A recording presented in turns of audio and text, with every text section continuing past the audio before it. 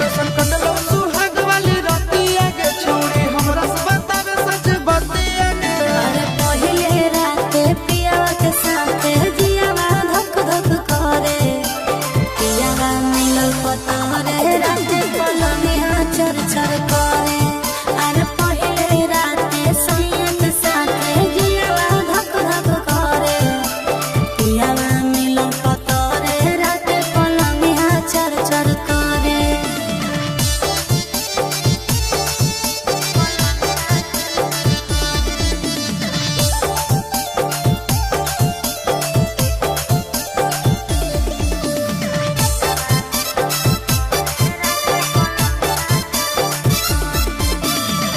कोरा में साटा के पियावा दियावा गोताया रे, घूंघटा उठा के सैया जतरा बनाया रे।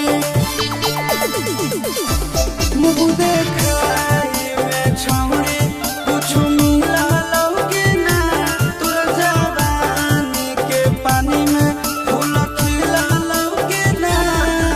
अरे कबो ऊपर कबो नीचे चिजवा मोर धरे, पियावा मिलल पतरे राते पलंगिया चर चर करे।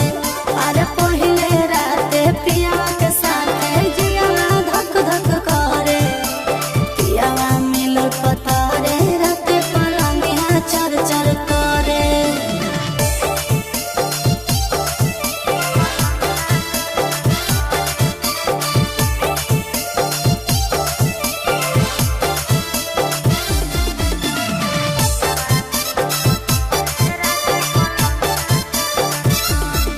सोनामा के नथिया सोइया हमारा ले लाया रे, प्यार से धीरे धीरे अपने से पहनाया रे। कि नंदन आशीष